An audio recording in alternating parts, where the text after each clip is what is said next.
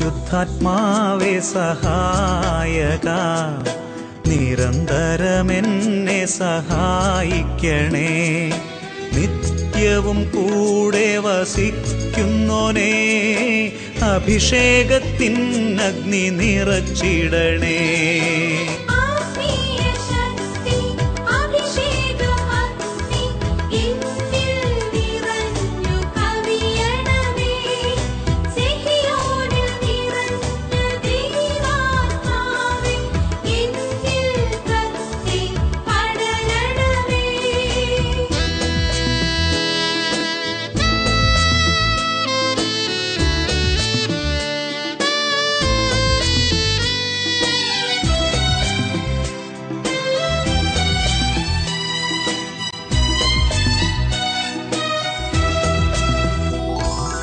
എന്നുള്ളിൽ നിറയുന്ന ദൈവിക ശക്തി ലൗകിക ശക്തിയെ തകർത്തിടുന്നു.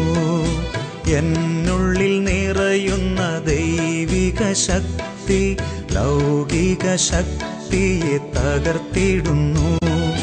പാപനീതി ന്യായ ബോധ്യങ്ങൾ ഹൃത്തിൽ നിറച്ചെന്നെ അഭിഷേചിക്കൂ.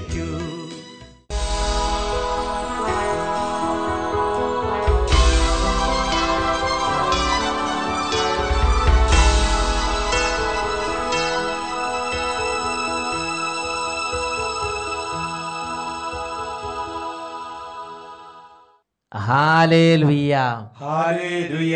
യേശുവേ ആരാധന, യേശുവേ ആരാധന, യേശുവേ സ്തോത്രം, യേശുവേ സ്തോത്രം. പ്രിയപ്പെട്ട സഹോദരങ്ങളെ, വിശുദ്ധ മർക്കോസിന്റെ സുവിശേഷം 16-ാം അധ്യായം 20-ാം വാക്യം. അവർ എല്ലായിടത്തും പോയി പ്രസംഗിച്ചു.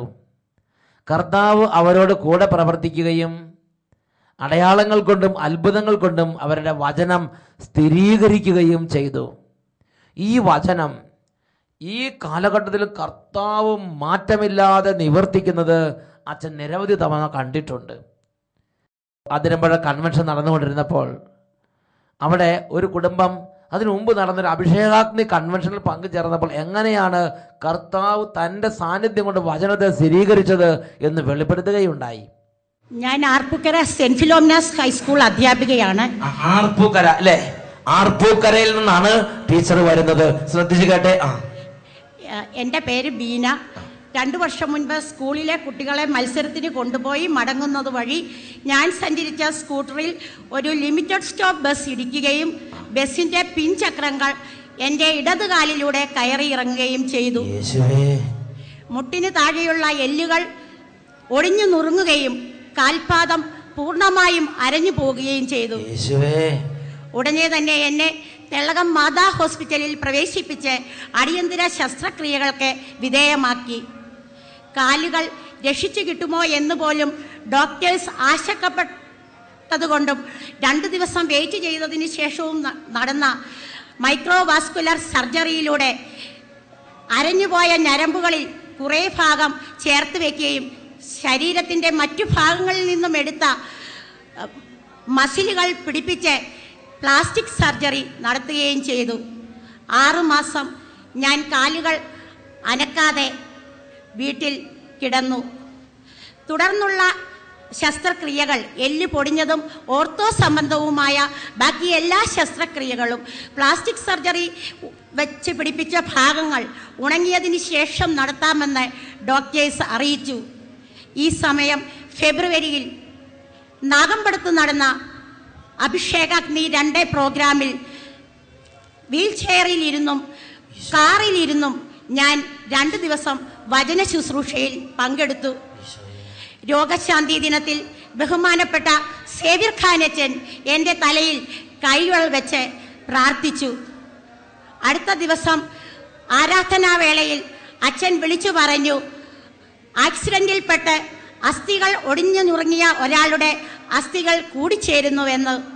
ഞാൻ ആ സമയം ശുശ്രൂഷ സമയത്ത് ഇല്ലായിരുന്നുവെങ്കിലും എനിക്ക് വേണ്ടി പ്രാർത്ഥിച്ചു കൊണ്ടിരുന്ന പലരും അവിടെ ഉണ്ടായിരുന്നു. അവർ എന്നെ വിളിച്ച് ഈ വിവരം പറഞ്ഞപ്പോൾ ഇനിയും ആവശ്യമുള്ള സർജറികൾ ഒഴിവായി എനിക്ക് കാലുകുത്തി നടക്കുവാൻ സാധിച്ചാൽ ഈ വിവരം സാക്ഷ്യപ്പെടുത്താമെന്ന് ഞാൻ നേർന്നു. തുടർന്ന് നടന്ന ചെക്കപ്പുകളിൽ അസ്ഥികൾ പൂർണ്ണമായും യോജിച്ചതായും ഇനിയും സർജറികൾ ആവശ്യമില്ലാത്തതായും ഡോക്ടേഴ്സ് അറിയിച്ചു. ഇന്ന് എനിക്ക് സ്വന്തമായി ഡ്രൈവ് ചെയ്യുവാനും സ്കൂളിൽ പോയി പഴയതുപോലെ തന്നെ പഠിപ്പിക്കുവാനും സാധിക്കുന്നു. ആരോഗ്യം കൊടുത്ത് കർത്താവ് അനുഗ്രഹിച്ച് കഴിഞ്ഞ വർഷം നടന്ന അനന്തപുരി കൺവെൻഷനിൽ ഞാൻ ചികിത്സാർത്ഥം തിരുവനന്തപുരത്തായതിനാൽ ഈ വിവരം സാക്ഷ്യപ്പെടുത്തണമെന്ന് ആഗ്രഹിച്ചുവെങ്കിലും പ്രത്യേക സാഹചര്യങ്ങളാൽ അത് നടക്കാതെ പോയി. അനന്തപുരിയിൽ ഇതേപോലെ വലിയ ചന്ദ്രശേഖർ സ്റ്റേഡിയത്തിൽ വലിയ കൺവെൻഷൻ അനന്തപുരി നടന്നു. പക്ഷെ അന്ന് തിക്കും തിരക്ക് പറഞ്ഞ ടീച്ചർക്ക് അവിടെ സാക്ഷ്യപ്പെടുത്താൻ പറ്റിയില്ല. പക്ഷെ കർത്താവ് സ്വന്തം നാടായ അതിരമ്പുഴയിൽ തന്നെ ഈ സാക്ഷ്യം അറിയിക്കുവാൻ സാധിച്ചത് ദൈവം എനിക്ക് തന്ന വലിയ ഒരു അനുഗ്രഹമായി ഞാൻ കരുതുന്നു. അതിരമ്പുഴ പള്ളിയങ്കണമാണ് ഈ ഒരു സാക്ഷ്യം പ്രഖ്യാപിക്കാൻ വേണ്ടി നിശ്ചയിച്ച സ്ഥലം. ടീച്ചറെ ഇനിയും കർത്താവ് അനുഗ്രഹിക്കും. സൗഖ്യം പരിപൂർണമായി കൊടുത്തു. സ്വന്തമായി നടക്കാം, സ്റ്റെപ്പ് കയറാം, വാഹനം ഓടിക്കാം. അങ്ങനെ കർത്താവ് പരിപൂർണമായി കാലുകളെ ജീവൻ നൽകി അങ്ങ് അനുഗ്രഹിച്ചു. അത് ശരിക്കും പറഞ്ഞാൽ ടയർ കയറി അരഞ്ഞങ്ങോട്ട് പോയി, മസിലുകളും അസ്ഥിയൊക്കെ അങ്ങോട്ട് പൊട്ടിഞ്ഞ് അതുപോലെ ഇനി തിരിച്ച് ഇത് ശരിയാകാൻ ഡോക്ടർമാർക്ക് പോലെ ഒരു ആശങ്കയായിരുന്നു. പക്ഷെ പെട്ടെന്ന് ആ കൺവെൻഷന്റെ ആ ആരാധനയുടെ സമയത്ത് ഈശോ നൽകിയ വെളിപ്പാടനുസരിച്ച് അസ്ഥികൾ പൊടികളെല്ലാം കൂടിച്ചേർന്ന് അതോടുകൂടി അസ്ഥികൾ പെട്ടെന്ന് യോജിച്ച് ഇപ്പൊ സാധാരണ ആരോഗ്യമുള്ളവരെ പോലെ കർത്താവ് ഉയർത്തി. ഹല്ലേലൂയ. രണ്ട് കരങ്ങൾ ഉയർത്തി ശക്തിയോടെ കൈയടിച്ച് കർത്താവിനെ ആരാധിക്കാം. ഗ്ലോറി ഗ്ലോറി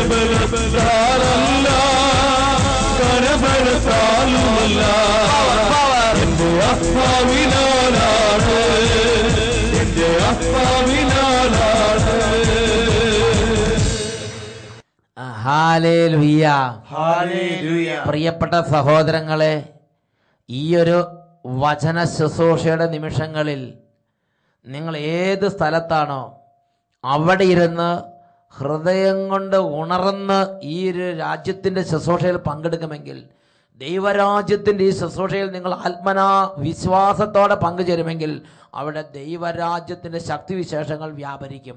എഴുന്നേറ്റ് നിൽക്കാം. ഈ സമയം വിശ്വാസം മങ്ങിപ്പോയ ഒരു കർത്താവേ എൻ്റെ വിശ്വാസം ഉണർത്തണമേ എന്ന് പ്രാർത്ഥിക്കുക.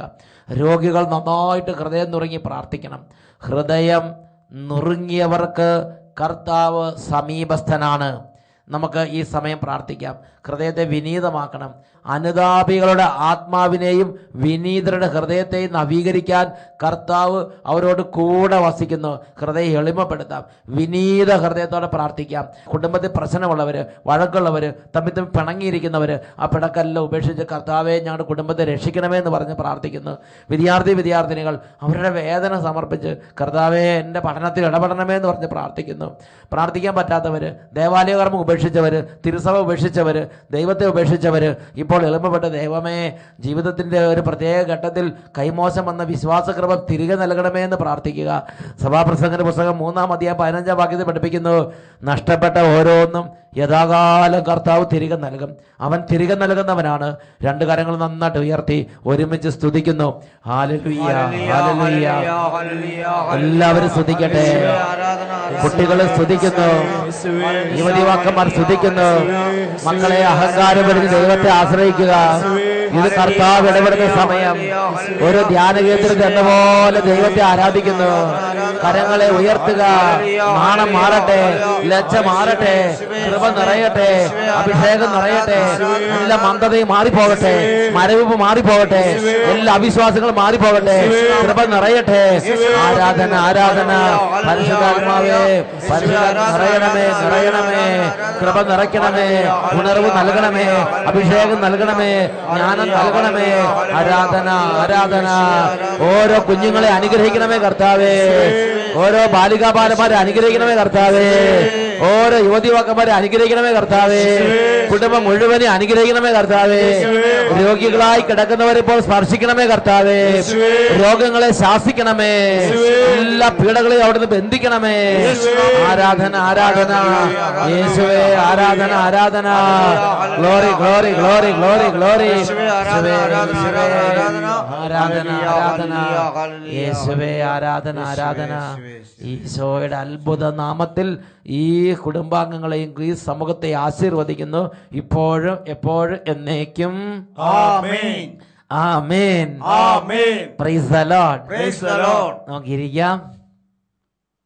പ്രിയപ്പെട്ട സഹോദരങ്ങളെ, ഇന്ന് നാം ചിന്തിക്കുന്നത് യേശു ക്രിസ്തുവിനെ ഏറ്റു പറയുന്നതിൽ ലജ്ജിക്കരുത്.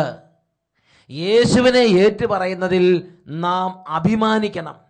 പ്രഭാഷകന്റെ പുസ്തകത്തിൽ 41 അധ്യായത്തിൽ 16 തിരുലിഖിതം, എല്ലാറ്റിനെയും കുറിച്ച് ലജ്ജിക്കുന്നത് നന്നല്ല. അവർ എല്ലാവരും എല്ലാ കാര്യങ്ങളും ശരിയായി വിലയിരുത്തുന്നുമില്ല. അപ്പോൾ ഒരു പൊതു തത്വമാണത്. എല്ലാ കാര്യങ്ങളെക്കുറിച്ചും ലജ്ജിക്കുന്നത് നന്നല്ല. ലജ്ജിക്കാതെ ഉറക്കെ ഏറ്റു പറയേണ്ട ചില കാര്യങ്ങളുണ്ട്. ആ കാര്യങ്ങളെ മനുഷ്യൻ മടി കൂടാതെ ഏറ്റു പറയണം. Price the lord. Praise the Lord. ഉറക്കെ പറ ഹല്ലേലൂയ. ഹല്ലേലൂയ. ഹല്ലേലൂയ. ഹല്ലേലൂയ. ഇതിനെക്കുറിച്ച് വിശുദ്ധ ലിഖിതത്തിൽ വിശുദ്ധ മർക്കോസിന്റെ സുവിശേഷം 8 അധ്യായം 38 തിരുലിഖിതം വചനം പഠിപ്പിക്കുകയാണ്. പാപം നിറഞ്ഞതും അവിശ്വസ്തവുമായ ഈ തലമുറയിൽ എന്നെക്കുറിച്ചോ എൻ്റെ വചനങ്ങളെക്കുറിച്ചോ ലജ്ജിക്കുന്നവനെ പറ്റി മനുഷ്യപുത്രനും തൻ്റെ പിതാവിൻ്റെ മഹത്വത്തിൽ പരിശുദ്ധ ദൂതന്മാരോട് കൂടെ വരുമ്പോൾ ലജ്ജിക്കും. യേശു ഒരു കാര്യം മുൻകൂട്ടി കാണുകയാണ്. യേശു ക്രിസ്തുവിനെ കുറിച്ച് ലജ്ജിക്കുന്ന ആളുകൾ, യേശു ക്രിസ്തുവിൻ്റെ വചനങ്ങളെക്കുറിച്ച് ലജ്ജിക്കുന്ന ആളുകൾ, യേശു ക്രിസ്തുവിൻ്റെ സഭയെക്കുറിച്ച് ലജ്ജ തോന്നുന്നവർ, ഞാൻ സഭയിലെ അംഗമാണ്, ഞാൻ സഭയിലെ മെമ്പറാണ്, ഞാൻ സഭയിൽ ആരാധനയ്ക്ക് പോകുന്നു എന്ന് പറയുന്നതിൽ ലജ്ജ മൂടി അത് പറയാതിരിക്കുന്ന ആളുകളെ യേശു മുൻകൂട്ടി കാണുകയാണ്. യേശു ക്രിസ്തു നൽകിയിട്ടുള്ള വിശ്വാസ ബോധ്യങ്ങളെ ഹൃദയം കൊണ്ട് അംഗീകരിക്കാൻ ലജ്ജ തോന്നുന്നവര്, ആസക്തിയോടെ സ്ത്രീയെ നോക്കുന്നവൻ അവളുമായി ഹൃദയത്തിൽ വ്യഭിചാരം ചെയ്തു കഴിഞ്ഞു, രക്ഷിതാവ് യേശു പഠിപ്പിച്ചിട്ട് ഈ ഒരു കാര്യത്തെ ഹൃദയം കൊണ്ട് അംഗീകരിക്കണം, അത് പറയാനും ലജ്ജിക്കുന്നവര്, വ്യഭിചാരം ചെയ്യരുത് അത് പറയാൻ ലജ്ജിക്കുന്നവര്, സ്വർഗഭോഗം ചെയ്യരുത് അത് പറയാൻ ലജ്ജിക്കുന്നവര്, ക്രിസ്തുവിന്റെ സഭയെ ഉപദ്രവിക്കരുത് അത് പറയാൻ ലജ്ജിക്കുന്നവര്, യേശു ക്രിസ്തു നൽകിയിട്ടുള്ള വചനങ്ങളെ പറയാൻ ലജ്ജിക്കുന്നവര്, അവരെ യേശു മുൻകൂട്ടി കാണുകയാണ്. എന്നിട്ട് യേശു വിശുദ്ധ മാർക്കോസിന്റെ സുവിശേഷത്തിൽ 8 അധ്യായം 36 പറയുകയാണ്, പാപം നിറഞ്ഞതും അവിശ്വസ്തവുമായ ഈ തലമുറയിൽ എന്നെ കുറിച്ചോ എൻ്റെ വചനങ്ങളെ കുറിച്ചോ ലജ്ജിക്കുന്നവനെ പറ്റി മനുഷ്യപുത്രനും തൻ്റെ പിതാവിൻ്റെ മഹത്വത്തിൽ പരിശുദ്ധ ദൂതന്മാരോട് കൂടെ വരുമ്പോൾ ലജ്ജിക്കും. പ്രിയപ്പെട്ട സഹോദരങ്ങൾ, എന്താ ഇതിന്റെ പ്രത്യേകത? പാപം നിറഞ്ഞതും അവിശ്വസ്തവുമായ ഒരു തലമുറയുടെ ഇടയിലാണ് ഇന്ന് അനേകം വിശുദ്ധരായ മനുഷ്യർ യേശു ക്രിസ്തുവിലുള്ള വിശ്വാസത്തെ മുറുകെ പിടിച്ച് ജീവിച്ചുകൊണ്ടിരിക്കുന്നത്. നമുക്ക് ചുറ്റിലും എല്ലാവരും ഒരേ അഭിപ്രായമുള്ളവരല്ല, എല്ലാവരും ഒരേ കാഴ്ചപ്പാടുള്ളവരല്ല, എല്ലാവരും ഒരേ വിശ്വാസമുള്ളവരല്ല. ഈ സമൂഹത്തിൻ്റെ ഇടയിൽ ഞാൻ കത്തോലിക്ക സഭാ വിശ്വാസിയാണ്, ഞാൻ അപ്പസ്തോലിക സഭയിലെ അംഗമാണ്, ഞാൻ പൗരോഹിത്യത്തെ സ്നേഹിക്കുന്നു, ഞാൻ വചനത്തെ സ്നേഹിക്കുന്നു, ഞാൻ ധ്യാനത്തെ സ്നേഹിക്കുന്നു, ഞാൻ ധ്യാന കേന്ദ്രത്തെ സ്നേഹിക്കുന്നു, ഞാൻ യേശുവിനെ സ്നേഹിക്കുന്നു, ഞാൻ യേശുവിൻ്റെ സാക്ഷിയാകും, യേശു എന്നെ സുഖപ്പെടുത്തി, ഇങ്ങനെയൊക്കെ പറയുന്നതിൽ ലജ്ജിക്കുന്ന അവസ്ഥ ചിലപ്പോൾ നമ്മുടെ ജീവിതത്തിലേക്ക് വരാം. സഭ കൂടുമ്പോൾ യേശുവിനെ ഏറ്റുപറയാൻ ലജ്ജിക്കുക, കുടുംബാംഗങ്ങൾ ഒരുമിച്ച് കൂടുമ്പോൾ യേശുവിനെ ഏറ്റുപറയാൻ ലജ്ജിക്കുക, പ്രിയപ്പെട്ട സഹോദരങ്ങളെ, ചിന്തിച്ചു നോക്കിക്കേ. നിങ്ങളൊരു കല്യാണത്തിന് ചെല്ലുമ്പോൾ, നിങ്ങളൊരു പാർട്ടിക്ക് ചെല്ലുമ്പോൾ, നിങ്ങളൊരു ഫംഗ്ഷന് ചെല്ലുമ്പോൾ, ഇതാ ഒരുപാട് സ്ഥലങ്ങളിൽ നിന്ന് ബന്ധുമിത്രാദികൾ ഒരുമിച്ച് കൂടിയിരിക്കുകയാണ്. വലിയ പണക്കാരായ ബന്ധുക്കൾ വന്നിട്ടുണ്ട്, വലിയ ശ്രേഷ്ഠന്മാരായ ഉദ്യോഗസ്ഥന്മാർ അവിടെ വന്നിട്ടുണ്ട്, വലിയ സ്ഥിതിയിരിക്കുന്നവർ, വലിയ പഠിപ്പുള്ള ആളുകൾ അവിടെ വന്നിട്ടുണ്ട്. ആ ഒരു സഭയിൽ, ആ ഒരു കൂട്ടായ്മയിൽ, ആ ഒരു ഫംഗ്ഷനിൽ നിങ്ങൾ എത്തിയിരിക്കുകയാണ്. അവർ ലോകപ്രകാരം പല കാര്യങ്ങളും പറയുന്നു. അവർ ലോകത്തിന് ജ്ഞാനം അനുസരിച്ച് അവർ പലതും സംസാരിക്കുന്നു.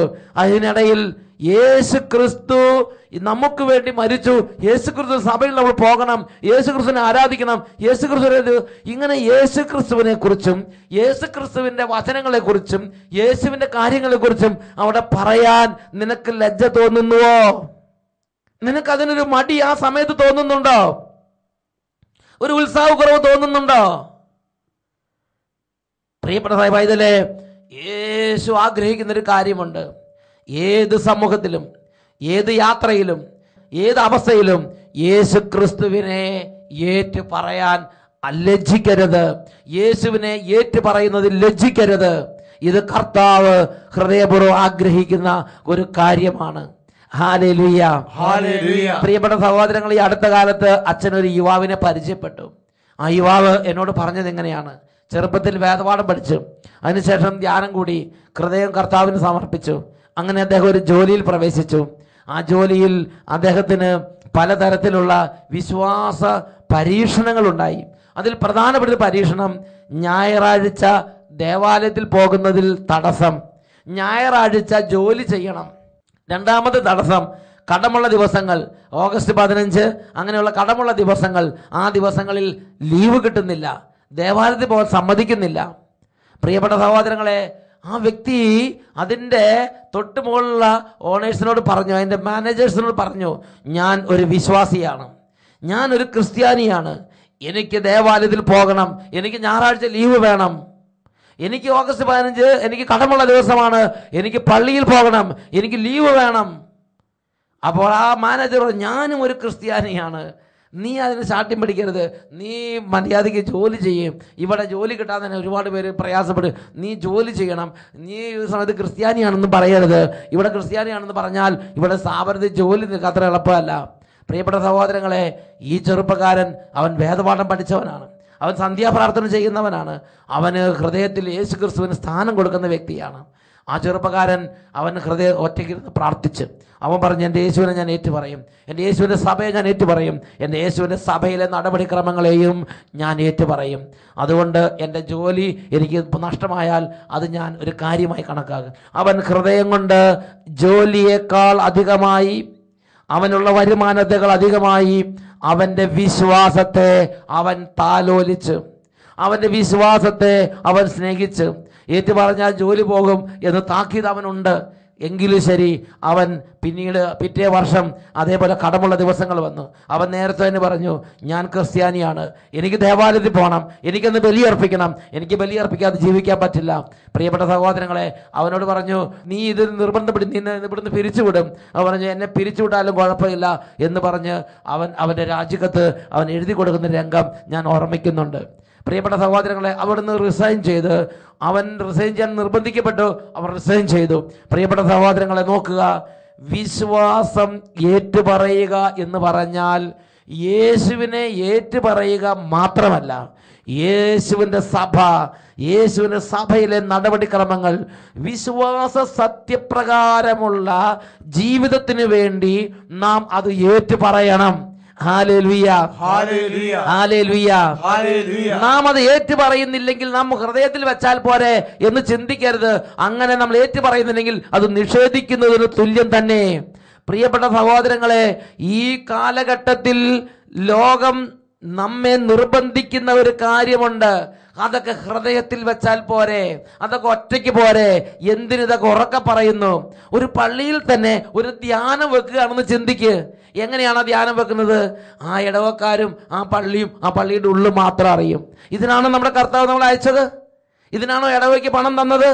ഇതിനാണോ ഇടവയ്ക്ക് അധികാരിയെ തന്നത്? ഇതിനാണോ കൈക്കാരന്മാരെ നിയമിച്ചത്? കർത്താവ് നിങ്ങളോട് പറഞ്ഞത് നിങ്ങളുടെ ഇടവക്കാരെ വിളിച്ച് നിങ്ങളുടെ ഇടവയ്ക്കുള്ളിൽ ധ്യാനം നടത്തുവിൻ എന്നാണ് പറഞ്ഞിരിക്കുന്നത്.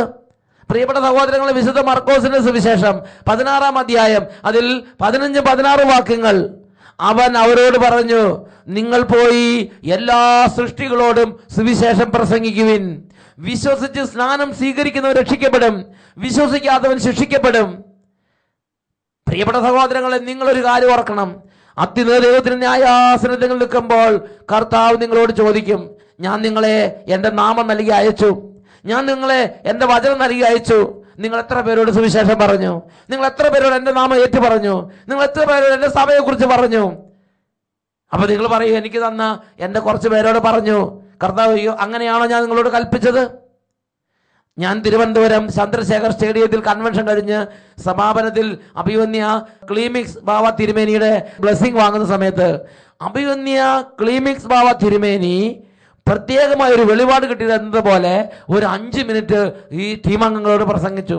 അപ്പോൾ അഭിവന്യ ക്ലീമിക്സ് തിരുമേനി പറഞ്ഞിങ്ങനെയാണ്, നാം പള്ളിക്കുള്ളിൽ കുറച്ച് ഒരു പ്രഘോഷണം നടത്തി സംതൃപ്തിപ്പെട്ടിരിക്കേണ്ടവരല്ല, പിന്നെയോ യേശു ക്രിസ്തു നാനാജാതി മതസ്ഥരുടെ ഇടയിലാണ് ഏറ്റുപറയപ്പെടേണ്ടത്. അവരാണ് അറിയേണ്ടത്. കാരണം ഈ രക്ഷ ക്രിസ്ത്യാനികൾക്ക് വേണ്ടി മാത്രം ഒതുക്കി തന്നിരിക്കുന്ന ഒരു സംഗതിയല്ല. പിന്നെയോ എല്ലാ ജനതകളും എല്ലാ ഗോത്രങ്ങളും എല്ലാ വംശങ്ങളും അറിയേണ്ടതിന് കർത്താവ് ഏൽപ്പിച്ചു തന്നിരിക്കുന്ന സംഗതിയാണ് യേശുവിന്റെ നാമവും യേശുവിന്റെ വചനവും യേശുവിന്റെ സഭയും യേശുവിന്റെ ശുശ്രൂഷകളും. ഹല്ലേലൂയ, ഹല്ലേലൂയ. അത് എല്ലാവരോടും പ്രഘോഷിക്കപ്പെടേണ്ടിയിരിക്കുന്നു. അതുകൊണ്ട് ദൈവത്തിന്റെ വചനം മർക്കോസിന്റെ സുവിശേഷം 16-ാം അധ്യായം 15-16 വാക്യങ്ങൾ യേശു ശിഷ്യന്മാരോട് പറയാണ്, അവൻ അവരോട് പറഞ്ഞു, നിങ്ങൾ പോയി എല്ലാ സൃഷ്ടികളോടും സുവിശേഷം പ്രസംഗിക്കുവിൻ. വിശ്വസിച്ച് സ്നാനം സ്വീകരിക്കുന്നവൻ രക്ഷിക്കപ്പെടും, വിശ്വസിക്കാത്തവൻ ശിക്ഷിക്കപ്പെടും. പ്രിയപ്പെട്ട സഹോദരങ്ങളെ, നമ്മുടെ അനാസ്ഥ കാരണം, നമ്മൾ ഏറ്റു പറയാത്തത് കാരണം അനേകർ ശിക്ഷിക്കപ്പെടാൻ ഇടവരുമെന്ന് നമ്മൾ മനസ്സിലാക്കണം. അനേകർ അറിയാതെ പോകാൻ ഇടവരുമെന്ന് നമ്മൾ മനസ്സിലാക്കണം. നമ്മുടെ ഡ്യൂട്ടിയാണ് അറിഞ്ഞവർ ഏറ്റു പറയണം. അതിൽ ലജ്ജിക്കരുത്, അതിൽ നാണിക്കരുത്. അങ്ങനെ ലജ്ജിക്കാതെ ചെയ്താൽ കർത്താവ് യേശു ഒരു വാഗ്ദാനം നൽകിയിട്ടുണ്ട്. അതാണ് യോഹന്നാന്റെ സുവിശേഷം 12-ാം അധ്യായം 26-ാം വാക്യം, എന്നെ ശുശ്രൂഷിക്കുന്നവൻ ഞാൻ ആയിരിക്കുന്നിടത്ത് എൻ്റെ ശുശ്രൂഷകനുമായിരിക്കും, എന്നെ ശുശ്രൂഷിക്കുന്നവനെ എൻ്റെ പിതാവ് ബഹുമാനിക്കും. Price the Lord. ഞാൻ പലപ്പോഴും ചിന്തിച്ചിട്ടുണ്ട്, എങ്ങനെയായിരിക്കും എൻ്റെ പിതാവ് അല്ലെങ്കിൽ യേശുവിനെ ശുശ്രൂഷിക്കുന്നവരെ ബഹുമാനിക്കും? ഈശോ പറയുകയാണ്, ഈശോയെ ശുശ്രൂഷിക്കുന്നവർ ഈശോ ആയിരിക്കുന്നിടത്ത് എത്തിച്ചേരും. എന്നിട്ട് വീണ്ടും പറയാണ്, ഈശോയെ ശുശ്രൂഷിക്കുന്നവരെ ഈശോയുടെ പിതാവ് ബഹുമാനിക്കും. വെളിപാടിന്റെ പുസ്തകത്തിൽ 3-ാം അധ്യായത്തിൽ 21-22 വാക്യങ്ങൾ അവിടെ പറഞ്ഞെങ്ങനെയാണ്, ഞാൻ വിജയം വരിച്ച് എൻ്റെ പിതാവിന്റെ സിംഹാസനത്തിൽ ഇരിക്കുന്നത് പോലെ വിജയം വരിക്കുന്നവനെ എന്നോടൊത്ത് എൻ്റെ സിംഹാസനത്തിൽ ഞാൻ ഇരുത്തും. ആത്മാവ് സഭകളോട് പറയുന്നത് എന്തെന്ന് ചെവിയുള്ളവൻ കേൾക്കട്ടെ. പ്രിയപ്പെട്ട സഹോദരങ്ങളെ, പാപം നിറഞ്ഞതും അവിശ്വസ്തവുമായ ഈ തലമുറയിൽ യേശുവിനെ ഏറ്റുപറയാൻ ക്ലേശമുണ്ട്. അങ്ങനെ ആ ക്ലേശമുണ്ടെങ്കിൽ, പരീക്ഷണമുണ്ടെങ്കിലും, ഞെരുക്കമുണ്ടെങ്കിലും, സമ്മർദ്ദമുണ്ടെങ്കിലും അതിന്റെ നടുവിൽ യേശു ക്രിസ്തുവിനെ കറയില്ലാതെ നാം തെളിവായി വെളിപ്പെടുത്തണം. അങ്ങനെ വെളിപ്പെടുത്തുമ്പോൾ വരുന്ന ക്ലേശവും പീഡയെല്ലാം സഹിച്ച് പിതാവിന്റെ സന്നിധിയുള്ള പ്രതിഫലത്തെ നോക്കി ഈ ഭൂമിയിലൂടെ നമ്മൾ കടന്നു പോകണം. അതുകൊണ്ട് വെളിപാട് 3:21 പഠിപ്പിക്കുകയാണ്, ഞാൻ വിജയം വരിച്ച് എൻ്റെ പിതാവിന്റെ സിംഹാസനത്തിൽ ഇരിക്കുന്നത് പോലെ വിജയം വരിക്കുന്നവനെ എന്നോടൊത്ത് എൻ്റെ സിംഹാസനത്തിൽ ഞാൻ ഇരുത്തും. ആത്മാവ് സഭകളോട് പറയുന്നത് എന്തെന്ന് ചെവിയുള്ളവൻ കേൾക്കട്ടെ. Hallelujah, hallelujah. എഴുന്നേറ്റ് നിൽക്കാം. യേശു ക്രിസ്തുവിനെ ഏറ്റു പറയുന്നതിൽ ലജ്ജിക്കരുത്. വചനപ്രഘോഷണമാണെങ്കിൽ രഹസ്യമായി ചെയ്യരുത്. മാക്സിമം ആളുകൾ അറിയാത്ത വിധത്തിൽ എല്ലാ ജനതകളോടും ഈ സുവിശേഷം പ്രഘോഷിക്കപ്പെടേണ്ടിയിരിക്കുന്നു എന്ന് യേശു തന്നെ നമുക്ക് നിർദ്ദേശം നൽകിയിട്ടുണ്ട്. ഉറക്കെ പറയാം, ഹല്ലേലൂയ, ഹല്ലേലൂയ. 2 കരങ്ങൾ ഉയർത്തി ലോക സുവിശേഷവൽക്കരണത്തിന് അരൂപിയെ നമുക്ക് ലഭിക്കണം. നമുക്ക് കിട്ടിയ പണം, നമുക്ക് കിട്ടിയ അറിവ്, നമുക്ക് കിട്ടിയ സമ്പത്ത്, നമുക്ക് കിട്ടിയ സ്ഥാനമാനങ്ങൾ ഇത് നമുക്ക് നമ്മുടെ സ്വകാര്യ കാര്യത്തിന് വേണ്ടിയുള്ളതല്ല. യെശയ്യായുടെ പുസ്തകം 49-ാം അധ്യായം 3-ാം വാക്യം, ഇസ്രായേലേ നീ എൻ്റെ ദാസനാണ്, ഞാൻ നിന്നിൽ മഹത്വം പ്രാപിക്കും, കർത്താവ് അരുളി ചെയ്യുന്നു. കരങ്ങൾ ഉയർത്തി സ്തുതിക്കാം. Hallelujah, hallelujah. കർത്താവേ അഭിഷേകം ചെയ്യണമേ, കർത്താവേ അഭിഷേകം ചെയ്യണമേ. ക്ഷീണങ്ങൾ മാറട്ടെ കർത്താവേ, സുവിശേഷത്തിന് ആത്മാവ് നിറയട്ടെ, അത്ഭുത അഭിഷേകം നിറയട്ടെ. ആരാധന ആരാധന. ഓരോ കുടുംബങ്ങൾ ഉണരട്ടെ, ഓരോ ആത്മാക്കൾ ഉണരട്ടെ. ഇന്നോളം യേശുവിനെ കുറിച്ച് ലജ്ജിച്ച ആരെങ്കിലും ഉണ്ടെങ്കിൽ അവരിൽ നിന്ന് ലജ്ജയുടെയും മൂഢതയുടെയും വഷളത്വത്തിന്റെയും അടിമത്തത്തിന്റെയും അന്ധകാരത്തിന്റെയും അരൂപികൾ വിട്ടുമാറി പോകട്ടെ. കൃപയുടെ അഭിഷേകം, ഉണർവിന്റെ അഭിഷേകം, സാക്ഷ്യത്തിന്റെ ആത്മാവ് നിറയട്ടെ. ആരാധന ആരാധന ആരാധന. യേശുവേ യേശുവേ യേശുവേ യേശുവേ ആരാധന ആരാധന. യേശുവേ ആരാധന ആരാധന. യേശുവേ ആരാധന ആരാധന. യേശുവേ നന്ദി, യേശുവേ സ്തുതി, യേശുവേ നന്ദി, യേശുവേ ആരാധന. വിശുദ്ധ മാർക്കോസിന്റെ സുവിശേഷം 16-ാം അധ്യായം 15-16 വാക്യങ്ങൾ. അവൻ അവരോട് പറഞ്ഞു, നിങ്ങൾ പോയി എല്ലാ സൃഷ്ടികളോടും സുവിശേഷം പ്രസംഗിക്കുവിൻ. വിശ്വസിച്ച് സ്നാനം സ്വീകരിക്കുന്നവൻ രക്ഷിക്കപ്പെടും, വിശ്വസിക്കാത്തവൻ ശിക്ഷിക്കപ്പെടും. ഹല്ലേലൂയ ഹല്ലേലൂയ.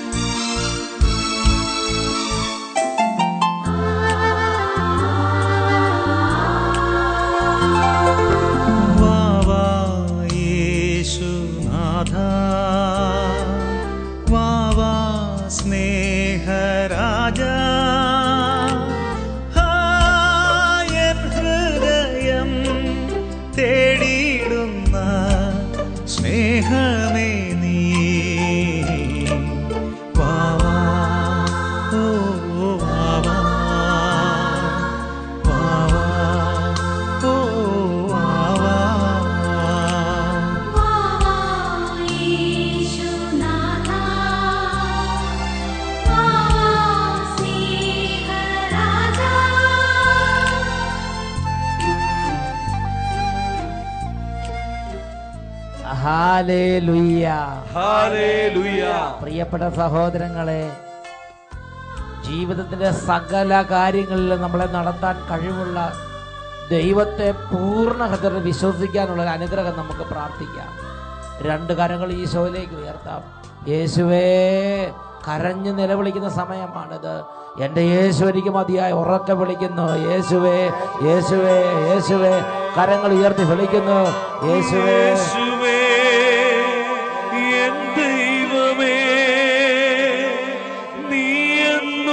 മതിയായവൻ. യേശുവേ